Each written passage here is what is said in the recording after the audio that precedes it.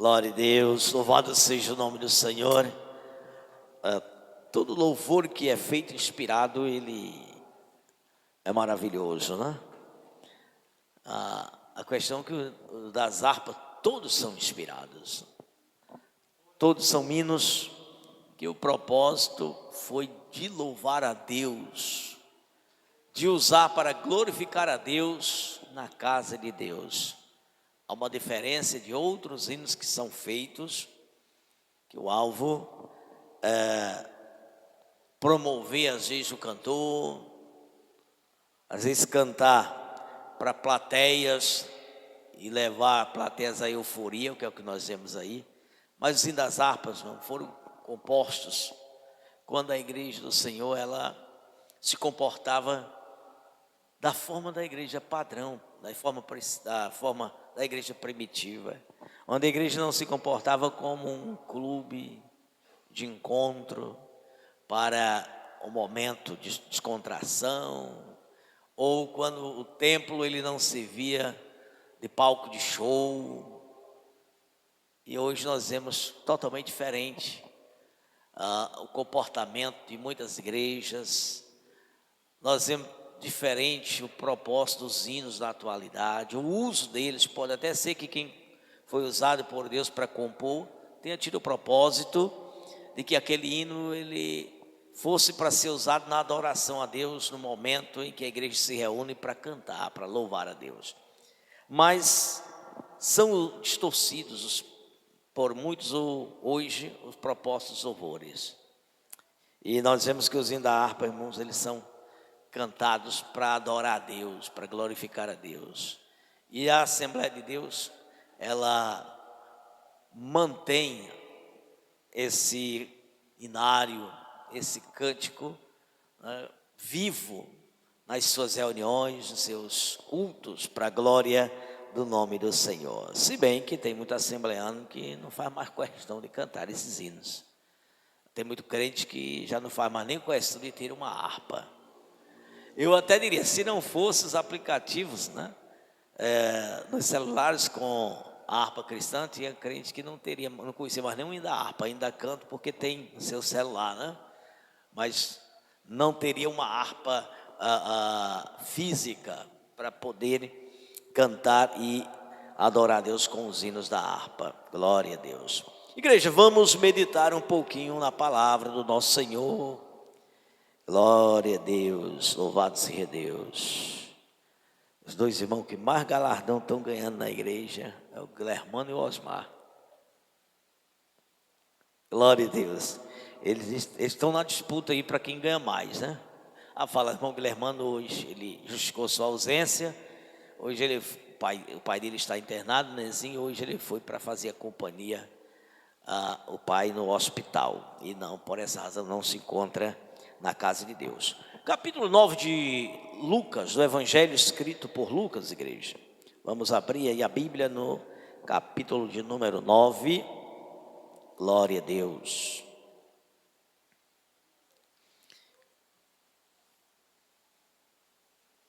A partir do versículo de número 51, nós vamos ver do 51 ao 62, porque nós vamos tratar de dois assuntos bem importantes na noite de hoje, né? Entender o propósito principal da vinda de Jesus a este mundo e o preço de seguir a Jesus, ou seja, de ser discípulo de Jesus. Glória a Deus. Lucas capítulo 9, versículo 51, amém, igreja? Glória a Deus.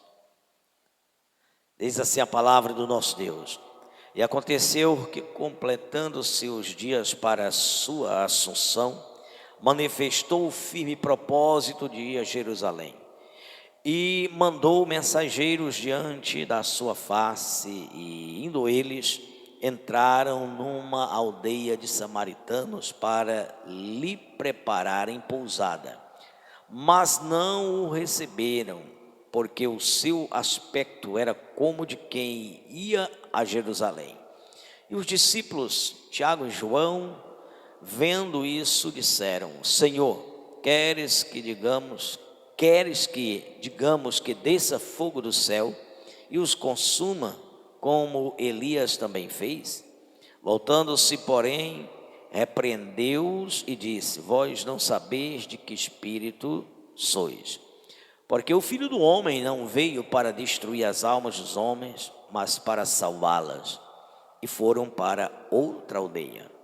E aconteceu que, indo eles pelo caminho, lhe disse um: Senhor, seguir-te-ei para onde quer que fores. E disse-lhe Jesus: as raposas têm covis e as aves do céu ninhos, mas o Filho do Homem não tem onde reclinar a cabeça.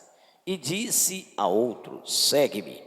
Mas ele respondeu: Senhor, deixa que primeiro eu vá enterrar meu pai. Mas Jesus lhe observou: deixa aos mortos o enterrar os seus mortos. Porém, tu vai e anuncia o reino de Deus. Disse também outro: Senhor, eu te seguirei, mas deixa-me despedir primeiro dos que estão em minha casa. E Jesus lhe disse: ninguém que lança mão ao arado e olha para trás é apto para o reino de Deus. Podeis sentar, igreja, em o nome do nosso Senhor Jesus Cristo. Nós temos duas passagens, igreja, importantes, e que tão importante quanto é essa passagem é nós entendermos. A Bíblia, ela não vai deixar de ser importante, ela não vai deixar de ser a verdade, ela não vai deixar de ser a palavra de Deus, e ela não vai deixar de ser cumprida, se nós não crermos, se nós recusarmos, se nós não aceitarmos. Às vezes há quem diga assim que a Bíblia aberta é Deus falando, e a Bíblia fechada é um livro comum. Não sei onde é que arranjaram isso. Eu não sei onde foi que arranjaram essa interpretação. A Bíblia aberta é Deus falando e a Bíblia fechada é um livro comum. Quer dizer que esse livro só passa a ser a verdade de Deus se estiver aberto. Quando nós fechamos, ela se neutraliza em palavra de Deus. Então ela se torna uma literatura comum. Então seria algo muito estranho. A Bíblia aberta é a palavra de Deus. A Bíblia fechada é a palavra de Deus. A Bíblia queimada é a palavra de Deus. A Bíblia rasgada é a palavra de Deus. A Bíblia crida é a palavra de Deus, ela não crida continua sendo a palavra de Deus. De qualquer forma, ela é a palavra de Deus, igreja.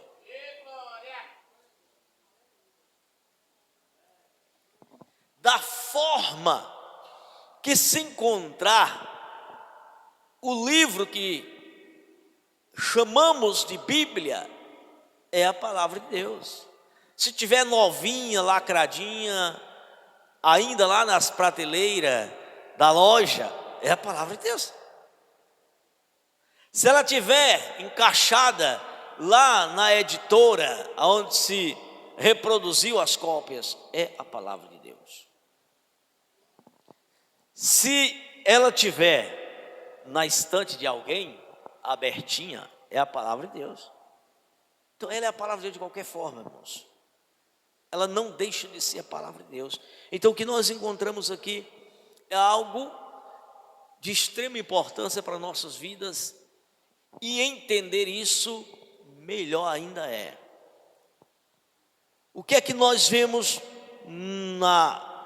no primeiro assunto? São dois assuntos que nós até postamos aí no grupo. O Osmar postou aí a chamada nos grupos também, de que o tema hoje seria o propósito principal da vinda de Jesus a este mundo. E o propósito principal da vinda de Jesus a este mundo está em um versículo desse texto que nós lemos. E como são dois assuntos, o outro assunto é o preço, o custo de servir, de seguir a Jesus. E nós vamos começar pelo propósito principal da vinda de Jesus. Os irmãos leram comigo.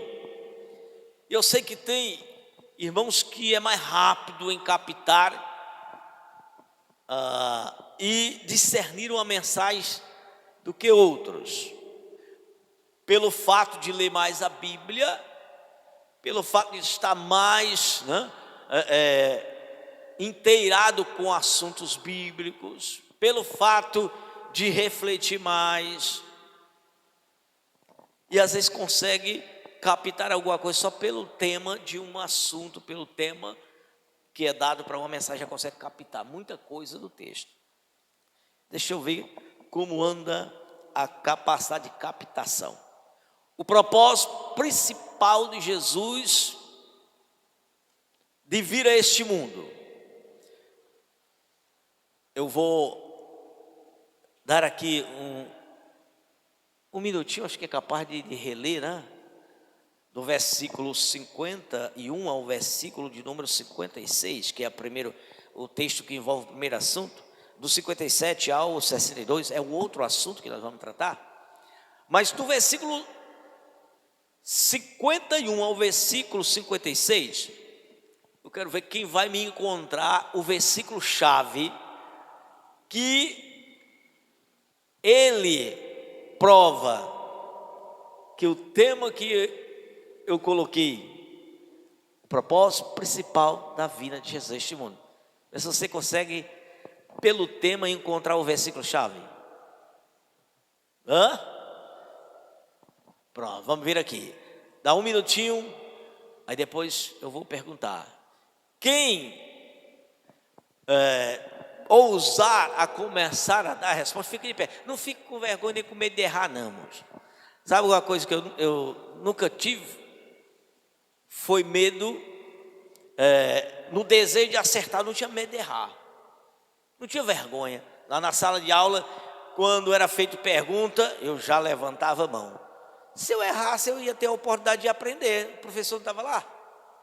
Nunca tive vergonha. Quem vinha a louça? Pronto, eu era o primeiro a ficar de pé. E essa ousadia me fazia aprender mais do que os outros. E graças a Deus nunca fui lá para manifestar, responder uma coisa errada. Porque a minha ousadia fazia com que eu tivesse mais cuidado de me aprofundar no estudo, tá bom? Então vamos lá, tem alguém de pé já, né? Tem alguém de pé.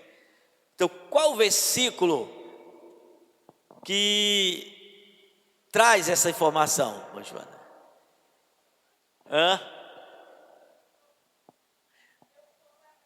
Pronto, a pergunta. O principal propósito da vida de Jesus neste mundo. Um versículo. Pronto. Esse é o principal propósito deles. Alguém pensou assim? Alguém tinha isso em mente?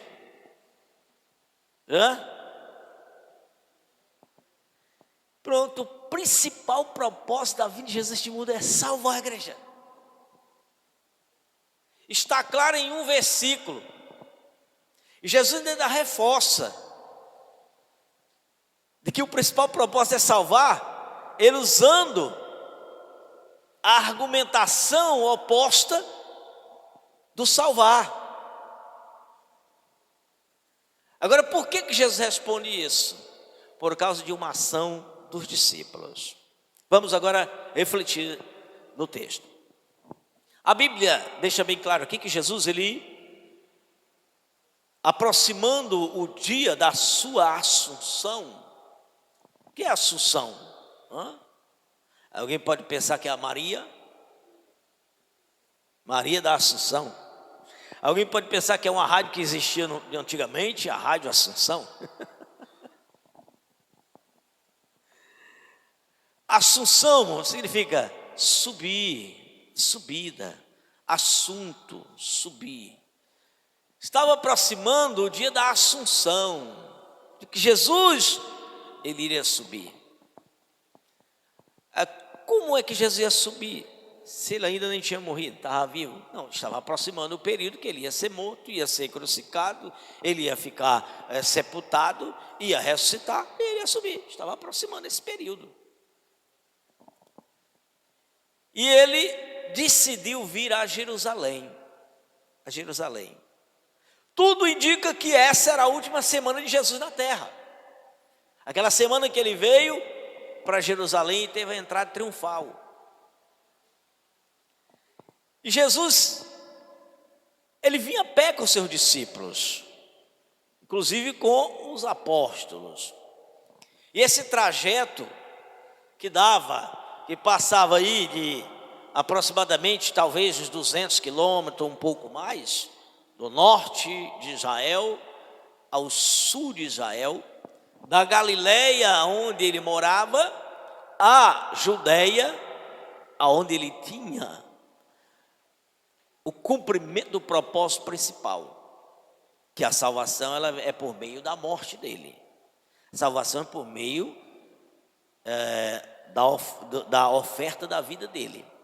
E a Bíblia diz que ele vinha, e nesse percurso não tirava de uma caminhada só, tinha que pernoitar em algum canto, porque eles não caminhavam à noite, devido ao perigo que havia nas caminhadas à noite.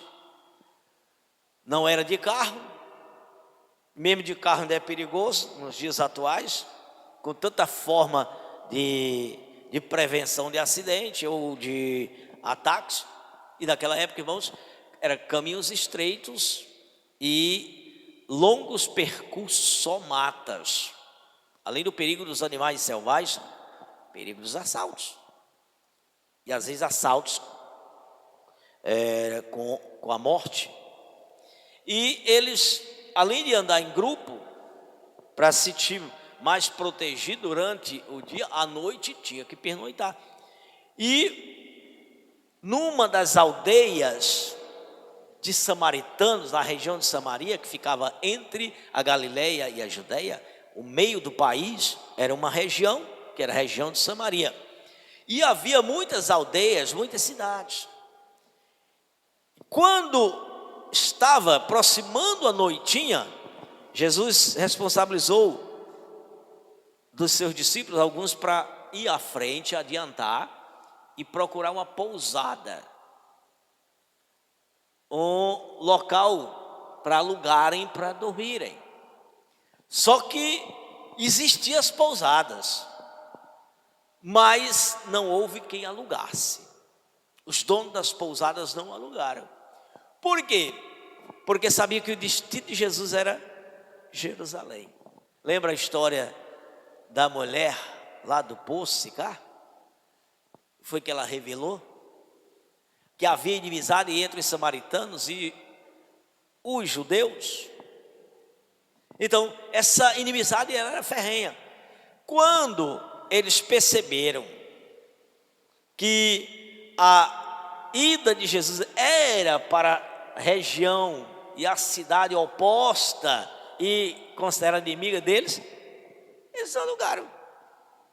Não alugaram. Deram as costas para Jesus e sua comitiva. E Jesus, ele revela o propósito da sua vinda, o propósito principal da sua vida, por causa de uma atitude de 2 discípulos dele. E quando os discípulos que foram na responsabilidade de fazer a reserva das hospedagens, para que quando Jesus chegasse dentro da cidade, já tivesse para onde ir e pernoitar e passar a noite, e no dia seguinte continuar a viagem para chegar a Jerusalém, os discípulos responsáveis por essa reserva voltaram e disseram: nós não encontramos nenhuma reserva. Não houve quem alugasse. Eles não alugaram. E isso, irmãos, indignou a 2 apóstolos. 2 apóstolos ficaram revoltados. 2 irmãos, Tiago e João, ficaram tão revoltados, que eles, naquele momento, tomaram uma atitude tanto quanto anormal. Eles tomaram o lugar de chefe, de líder de Jesus. E eles se viraram para Jesus e disseram: Senhor, revoltado, tu permites ou tu queres que nós façamos descer fogo do céu para destruir essa cidade? Assim como Elias. O Senhor não estava ali? O Deus a quem Elias clamava, mesmo sem conhecer, como os apóstolos estavam conhecendo, não estava ali? O Deus para quem Elias orava, não estava ali? O Deus que respondia a Elias quando ele orava, não estava ali? E o Deus Jesus quando ouviu as palavras dos apóstolos, aqueles que foram responsabilizados para entrar naquela aldeia, que não é dita qual é o nome dela, porque a região de Samaria era grande e tinha muitas cidades. E não é dita qual é aquela cidade, qual é aquela aldeia, porque na Bíblia muitas vezes é chamado de cidade e aldeia, tratando a mesma coisa.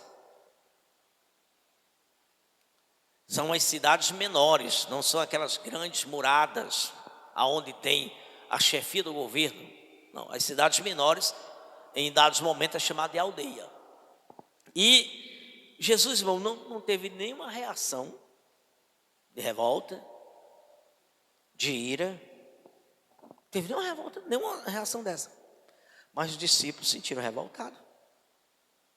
Então eles disseram isso: Senhor, não sei, só quem sonda o coração dos discípulos, quem sonda o coração do ser humano, é Deus. Agora, igreja, o que nós precisamos entender é que a reação dos discípulos foi irrepreensível. Jesus repreendeu duramente. Aqueles discípulos se comportaram pecaminosamente. O que motivou, Jesus sabe. Por isso é que ele repreendeu. Primeiro, por falta de amor. Isso aí está comprovado. Só porque alguém não me atendeu, não me aceitou, não me ouviu, eu já quero a destruição dele. Então o meu coração estava cheio de ódio. Esse me encheu de ódio rapidamente. Não estava tendo até enquanto não ouviu os outros chegando. Ninguém deu. Mas tem vaga. Tinha vaga, mas disseram que não reservava. Para nós não. Na hora que escutam isso, irmão, Jesus não alimenta ódio, Jesus não alimenta revolta, Jesus não alimenta nem um sentimento de repulsa ou de ódio pelos samaritanos. Mas os discípulos expuseram.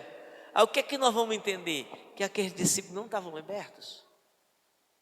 Aqueles discípulos continuavam na velha natureza.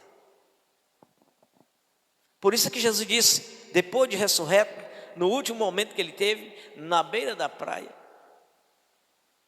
ele passa para Pedro uma responsabilidade, mas ele disse para Pedro uma vez: Pedro, quando tu te converteres, tu vai apacentar as minhas ovelhas.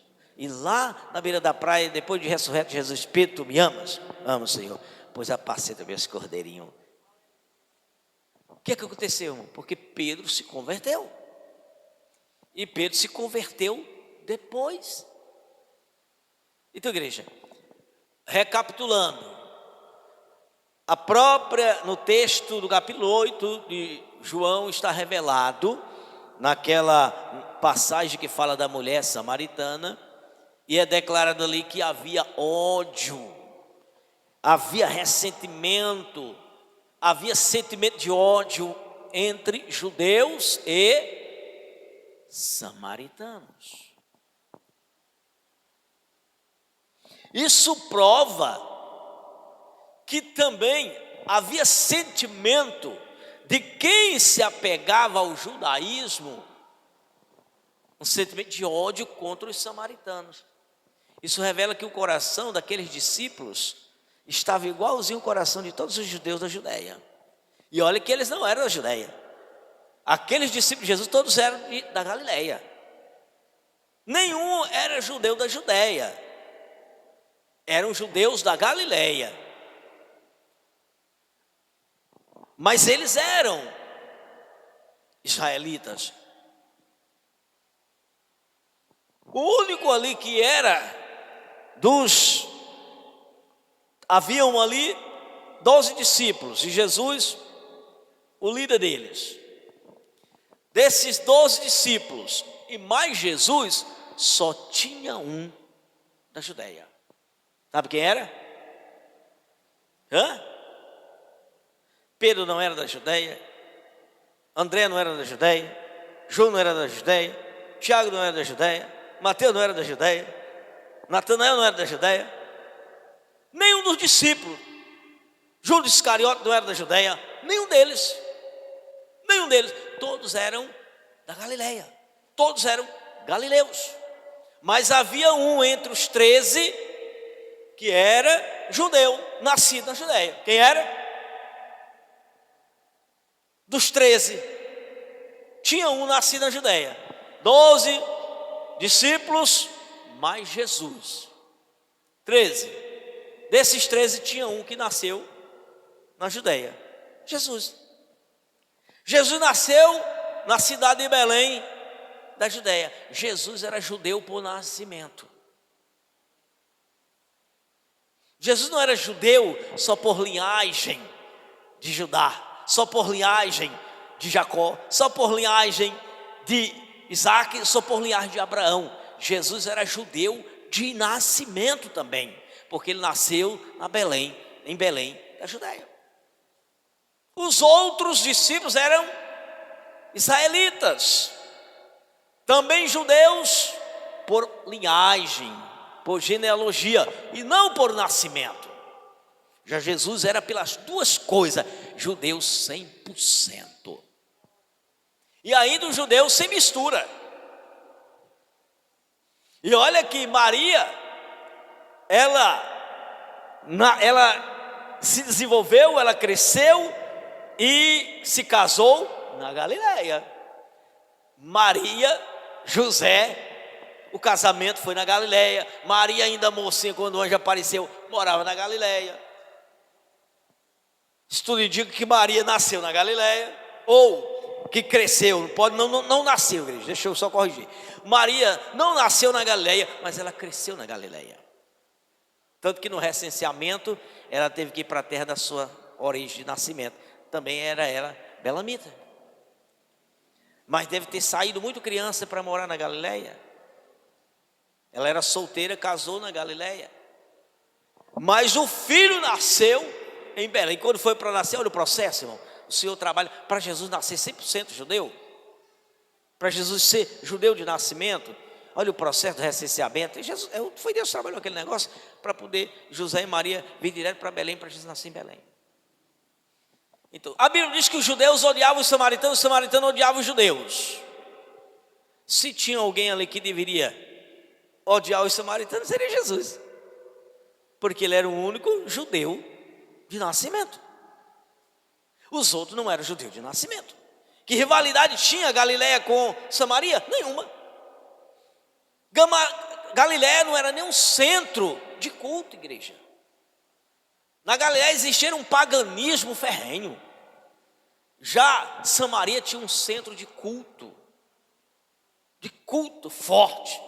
Por isso que tinha uma rivalidade com a Judeia, porque a Judeia tinha Jerusalém. A capital da Judeia era Jerusalém, a capital de Samaria era Samaria. Tinha a capital Samaria, da região de Samaria, e a capital da região da Judeia era Jerusalém. A rivalidade das duas capitais, porque o centro de culto existia, e havia essa rivalidade. Então, Jesus, sendo judeu, nascido na Judeia, não odiava samaritanos. Já sem rivalidade, afermentado pela doutrina farisaica, aqueles discípulos ali alimentavam ódio contra os samaritanos. Só porque, irmãos, vamos aprender alguma coisa. Será que não acontece conosco alguma coisa assim? Nós alimentarmos ódio por uma pessoa que nunca fez mal a nós? Só porque ela não concordou conosco em alguma coisa? só porque ela não nos tratou como nós queríamos, só porque ela não teve a recepção que nós queríamos que ela tivesse, e nós criamos um ódio da pessoa. Nós temos que tirar essa lição aqui, porque senão nós não vamos entender o propósito principal da vida de Jesus. Tanto tempo aqueles homens, já se aproximando do final do ministério de Jesus, aqueles homens evangelizando, Jesus perdoando os pecados, Jesus salvando vidas, Jesus transformando vidas, e aqueles indivíduos não tinham mudado, não tinham entendido, não tinham compreendido qual é o principal propósito de Jesus, irmão. Jesus não veio salvar pessoas que simplesmente ele decidiu salvar por acepção. Ou seja, eu escolho fulano e não quero cicrano, eu quero fulano, não quero... Jesus fazia acepção. Eu quero judeu, não quero samaritano. Eu quero galileu, não quero samaritano. Eu quero israelita, mas não quero indiano. Não quero assírio, não quero babilônio. Não, Jesus não veio para fazer acepção de pessoas, escolhas particulares, fazendo acepção de raças.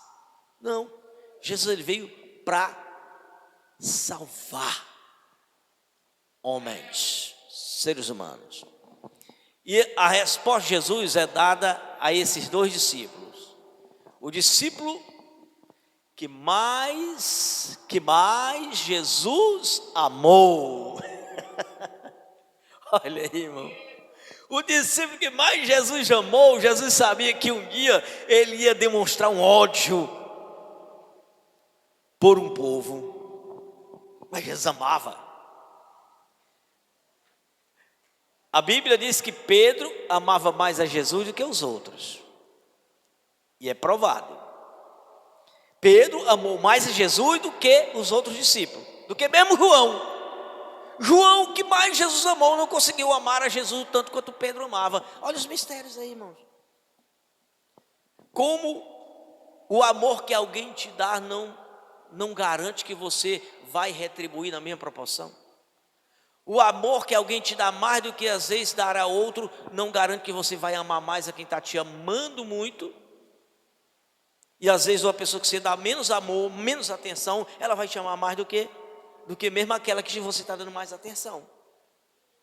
E nós vemos aqui entre os discípulos, um aqui Jesus muito amou mesmo. João foi muito amado. E Pedro era até muito repreendido por Jesus. E Pedro amava mais Jesus. Por quê? Porque a repreensão, irmãos, feita por o justo, é para corrigir.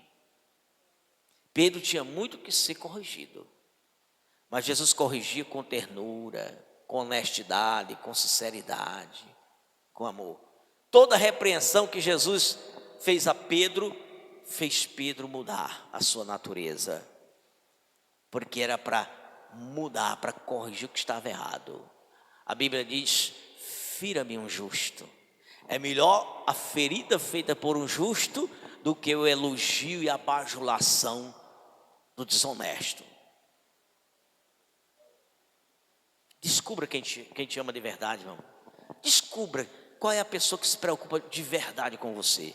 Que ela não é só bajuladora, que ela não só te elogia para fazer você ficar ali bem e depois retribuir isso só porque a pessoa te elogiou. Reconheça quem te ama de verdade, para que quando esse que te ama de verdade te corrigir, você receber a correção como bálsamo sobre as tuas feridas, sobre os teus atos que são reprovados para ser corrigido. Então Pedro recebia como bálsamo cada repreensão de Jesus. E Jesus aqui repreenda João. Vai mudar? Vai. Porque também da forma que Jesus repreendia Pedro, e Pedro foi se corrigindo, João também se corrigiu, claro. E Jesus chama a atenção deles: você não sabe de que espírito sois.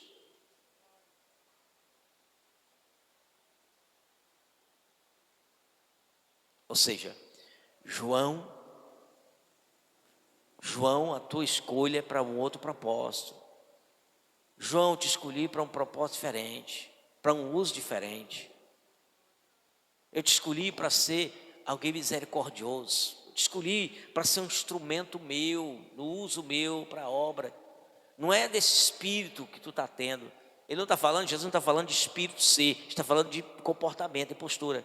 João, eu não te salvei, eu não te chamei para fazer parte do meu grupo, para você continuar o João que era, você tem que mudar. Você não está sabendo qual é o espírito. O espírito que eu prego, o espírito que eu sou, o espírito que eu vivo, o espírito que eu proponho, ou seja, comportamento, mensagem, propósito. Você não está entendendo, João? João, eu não vim para destruir os seres humanos, João, vim para salvar. Pronto, a lição que nós prezamos. Essa é a lição que nós prezamos, igreja. Para que foi que Jesus te chamou para o quadro de discípulo dele? Para que foi que Jesus te chamou, meu irmão? Para que foi que Jesus me chamou? Jesus me chamou, mas primeiro ele tem um processo de mudança na nossa vida, de conscientização, de ensino, para chegar à maturidade do discernimento. Olha, esses homens com Jesus todo dia, quase que 24 horas, tinha dele que tinha 24 horas com Jesus. E isso foram por 3 anos. Esses homens da tinha dificuldade. Aí eu posso imaginar, imagine, irmãos, como é que os crentes conseguem mudar se eles pouco frequentam os cultos? E se estão em contato com a doutrina, às vezes 2 horas ia no culto, aqueles homens estavam em contato com o doutrinador e a doutrina 24 horas, irmãos. 24 horas. Às vezes passava até a noite. Jesus passava o dia com eles na obra, e eles vendo Jesus, o comportamento de Jesus, a ação de Jesus sobre todos os tipos de seres humanos, e pessoas que reagiam brutalmente com Jesus, atacando Jesus, ofendendo a Jesus, blasfemando em Jesus, irmão. Eles viram tudo isso, e há 3 anos agora está se aproximando o final do ministério de Jesus. Esses homens ainda estão prezando ter muita mudança, muita mudança. Os homens ainda estão odiando pessoas que não fizeram mal a eles, só porque não me alugaram, só porque não me alugaram uma pousada. Eu agora quero a destruição dessas pessoas, irmão. Só porque na fila do consultório médico não me deram a vaga que eu queria, não me colocaram na hora que eu queria, só porque na fila do caixa não me deram prioridade. Só por isso. Só porque eu falei e alguém ficou calado. Só por isso, irmão. Eu quero o fim da pessoa? Eu quero o mal da pessoa? Que mal aqueles samaritanos fizeram aos galileus, porque não tem nenhum registro bíblico de que houvesse, não tem, igreja, nenhum registro bíblico de que havia rivalidade entre os samaritanos e os galileus. Não tinha. Os judeus tinham uma discriminação dos galileus. Os judeus tinham ódio dos samaritanos e tinham repulsa pelos galileus, porque eles discriminavam os galileus. Porque os galileus eram um povo mestiço, totalmente mestiço, e a região era totalmente pagã. Pagã totalmente. E já a Samaria era uma rivalidade religiosa, era de culto religioso, era de prédio, de templo.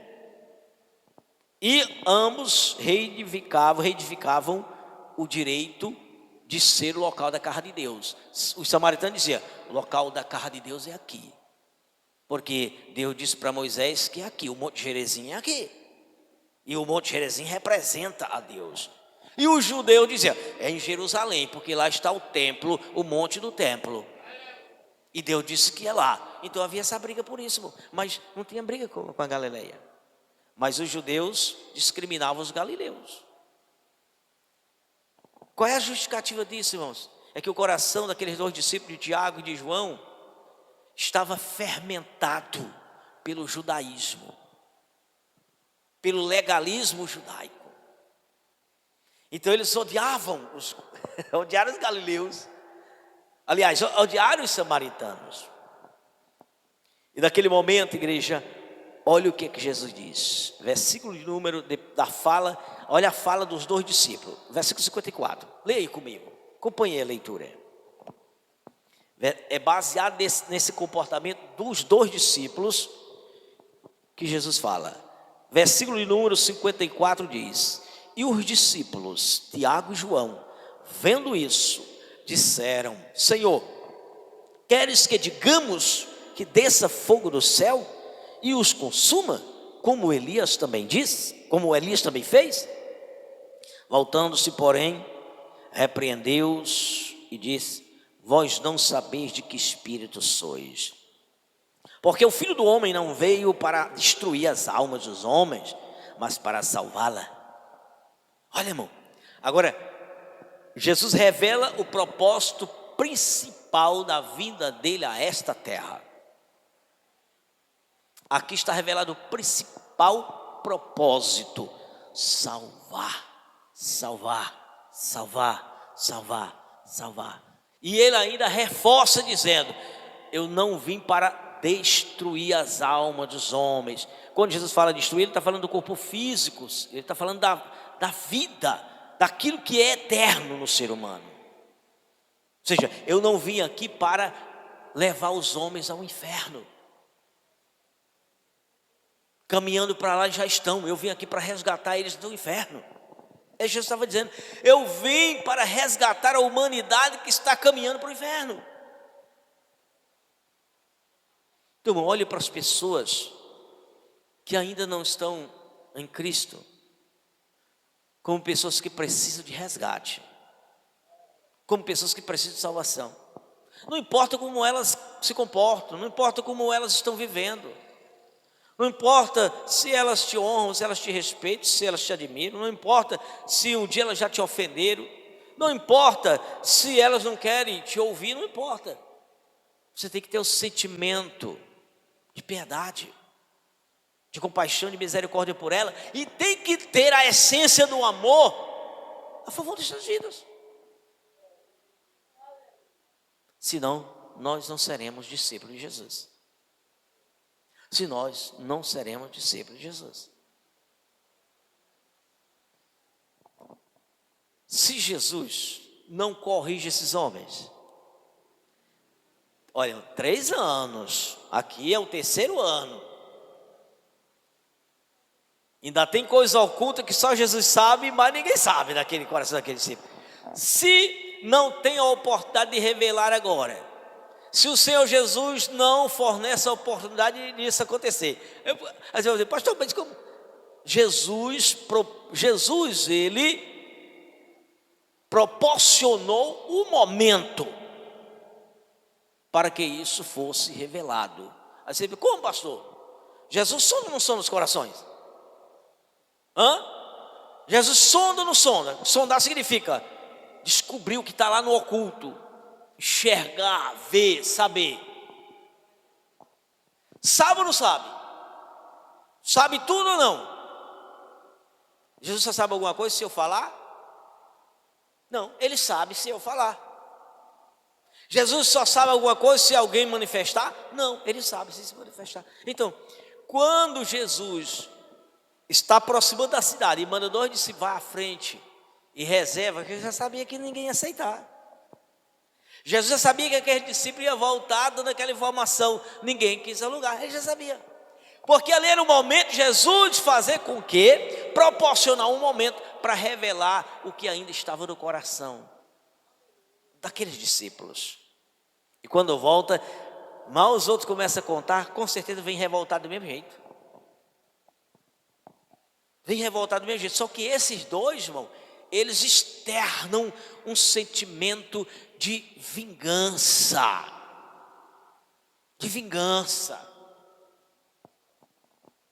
E não só pelos dons de hotelaria. Olha aí, irmão, pelo dom de hotelaria, por causa da fúria pelos donos de pousadas, eles querem a morte de todos os samaritanos daquela cidade, irmão. Jogou todo mundo no pacote como se todos fossem do mesmo jeito. Vamos sentenciar, vamos matar esse povo. E ainda, olha a confusão que estava no coração daqueles dois, a perturbação. Eles se achavam no direito e acreditando que tinham poder de fazer aquilo. Eles achavam que ele tinha o poder.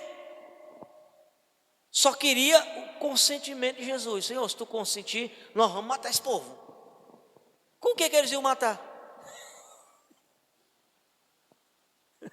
Com o que eles iam matar? Senhor, nos dá só o consentimento. E nós vamos clamar, vamos pedir, nós vamos ordenar, não é nem pedir, nós vamos ordenar que desça fogo do céu e consuma.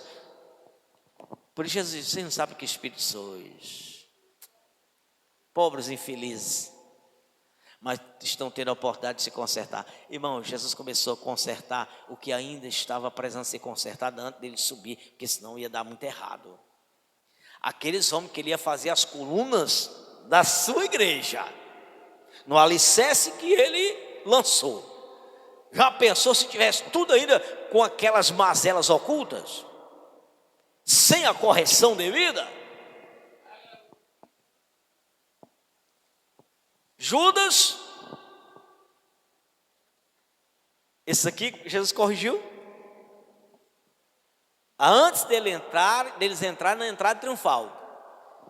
E Judas foi no penúltimo dia.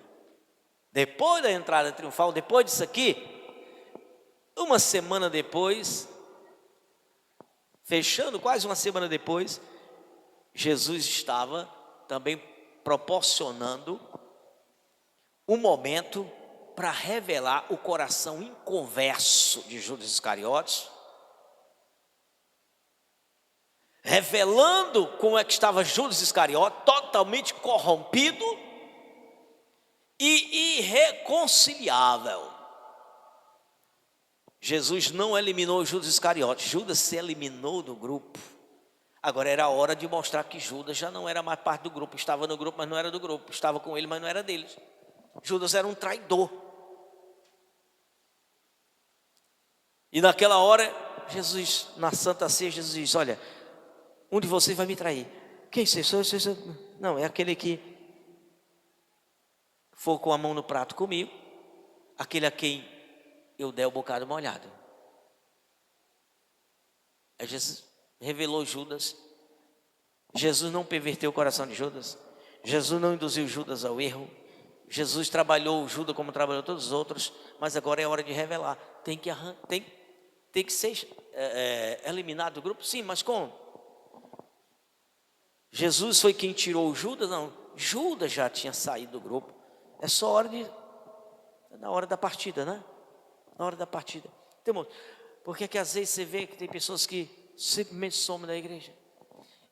Claro que nós seres humanos não sondamos, irmãos. É por não sondarmos que às vezes as coisas acontecem. Tem pessoas que nos surpreendem, irmão. Que às vezes age de forma que nós nunca esperamos que ela agisse, porque nós sempre demos um voto de confiança e elogiarmos essa pessoa, não na frente dela para elogiar, nós reconhecemos a importância, o valor, a dedicação, mas tem pessoas, irmão, que do nada ela revela um lado oculto que estava lá dentro, só que ninguém sabia. Um lado oculto que ela nunca pôs em prática, mas que um dia vai pôr em prática. E depois sai, irmão. Elogiava a igreja, elogiava o pastor, era aquela coisa, se envolvia. E de repente sai falando mal do pastor, falando mal da igreja, atacando. E continua. E continua.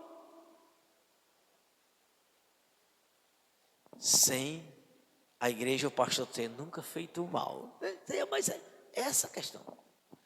Sem nunca ter feito mal. e a pessoa ataca de graça, ofende de graça, tenta prejudicar e tirar a credibilidade de um pastor, de uma igreja, de graça, irmão, sem uma causa, sem um motivo. Eles queriam a morte desse samaritano só porque não tinha dado a hospedagem. Igreja, não vai dar tempo de nós trabalharmos no segundo ponto, porque eu vi que esse ponto é muito importante, porque nós somos evangelizadores, somos discípulos, e nós precisamos olhar para as pessoas com olhar de ternura. Jesus nos moldou para fazer boas obras. Jesus nos salvou para sermos pessoas do bem. Se for, irmão, para tratar as pessoas do jeito que nós tratávamos antes, não teve mudança em nós. Nós não somos de Jesus. É só questão de tempo sairmos do grupo de Jesus. O grupo de Jesus é a igreja. Quem não passa pelas mudanças necessárias e devidas pode permanecer no grupo, ou seja, dentro da igreja por um tempo, mas é questão de tempo essa pessoa mostrar a sua verdadeira natureza e cai fora. Então, igreja, ou nós deixamos Jesus fazer as mudanças que prezamos, ou nós vamos cair fora. E é lamentável. Não é Jesus que joga fora, porque ele não veio destruir. Ele não veio destruir. Jesus, ele não veio condenar. Porém, vamos fechar aqui para entender. Só deu para fechar o primeiro ponto. Próxima doutrina, vamos continuar com outro. Porém, quando Jesus diz que ele não veio para destruir, e sim para salvar, nós temos que entender que ele está falando da primeira vinda. A primeira vinda, Jesus veio como cordeiro que oferta a sua vida, que primeiramente padece por amor a nós, que sofre de nós por amor a nós, e que há um tempo para o resgate, e esse tempo se cessa. E ele vem uma segunda vez, e essa segunda vez ele vem apenas para redenção, ou seja, para tirar aqueles que aceitaram a salvação, e ele vem com a ira do cordeiro. Aí sim, agora ele vem para punir, não é para destruir, ele vem para punir, sentenciar os que desperdiçaram a oportunidade. E às vezes, irmão, a punição vai cair até sobre aqueles que pregaram o evangelho. Presta atenção. A punição vai cair em muitos que pregaram o evangelho. Judas pregou o evangelho ou não pregou? Judas pregou o evangelho, irmãos. E a ira do cordeiro vai derramar sobre Judas Iscariotes. Mas Jesus foi piedoso e misericordioso com Judas Iscariotes até o último momento. Até o último momento. E Judas recusou. Então, igreja, há muitos que pregam, vai cair sobre pastores que pregam e que às vezes alguém vê, mas não conhece o interior, e o interior está pregando e rejeitando, está pregando e fazendo acepção, está pregando e guardando ressentimento, está pregando para um rebanho e muitas vezes odiando o rebanho, odiando alguma ovelha do rebanho, usando o altar para ofender o rebanho, para maltratar o rebanho, ou para maltratar alguém. Não é por aí, irmãos. O outro assunto, irmão, é sobre o preço. O preço que se paga, ou que deve submeter para servir a Jesus. É uma coisa que liga a outra, por isso que os textos estão na ordem. Se liga a outra. E nós vamos deixar para a próxima doutrina, se Deus nos permitir. Se Ele não permitir, nós fomos. Glória a Deus. Se Ele não permitir, nós somos.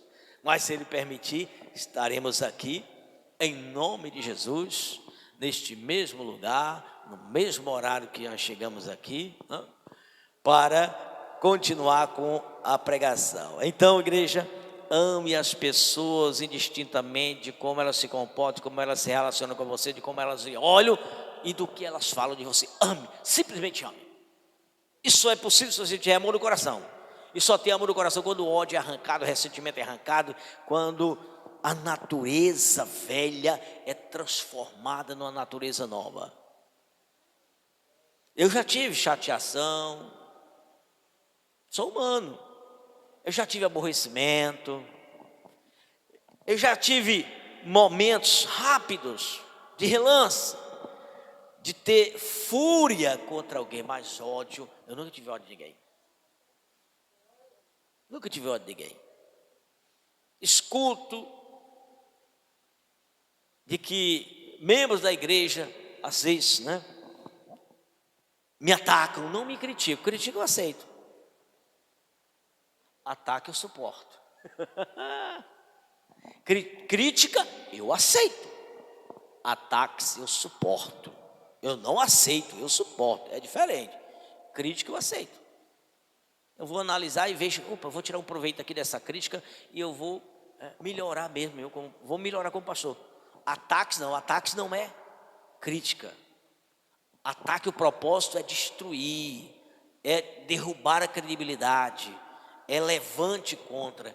Crítica, irmãos, é você discordar de alguma coisa, isso é normal. Os irmãos discordarem de mim, e fazerem crítica, eu vou aceitar em nome de Jesus.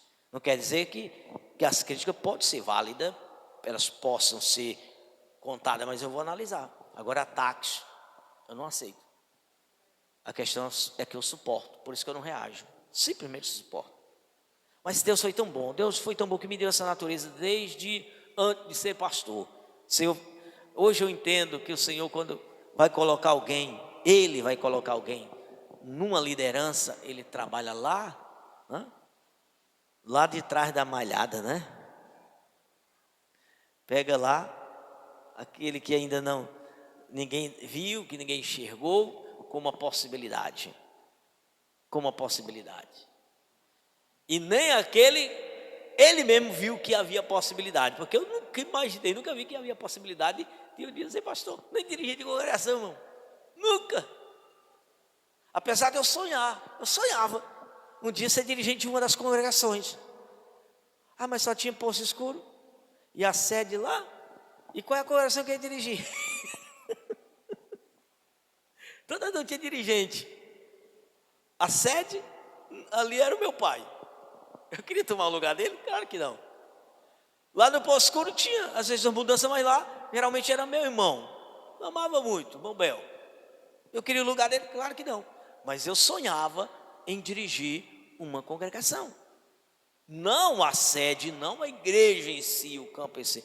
Eu tinha esse sonho, mas assim, eu não via a possibilidade disso acontecer. Mas hoje estou aqui, o Senhor me preparou lá. Nós temos, às vezes, momentos que você pode ter um sentimento, uma emoção mais forte, e você falar mais duro, ser ofensivo, até fisicamente ser agressivo em algum momento. Depende das circunstâncias, da reação. Isso é possível. Isso é normal que aconteça com qualquer um, e acontece. Mas isso não faz parte da vida da pessoa, isso não faz parte da natureza da pessoa. Coisa de relance. Então o ódio, a fúria, o ressentimento, a malignidade, isso não reina no meu coração. Pode ter e aconteceu em alguns momentos da minha vida ações agressivas, mas que era coisa de relance, não fazia parte da minha natureza. Amém, igreja? Que Deus em Cristo Jesus abençoe. Fica o resto da mensagem para outra doutrina, para a glória de Deus. E ame as pessoas indistintamente de como elas reagem. É com você.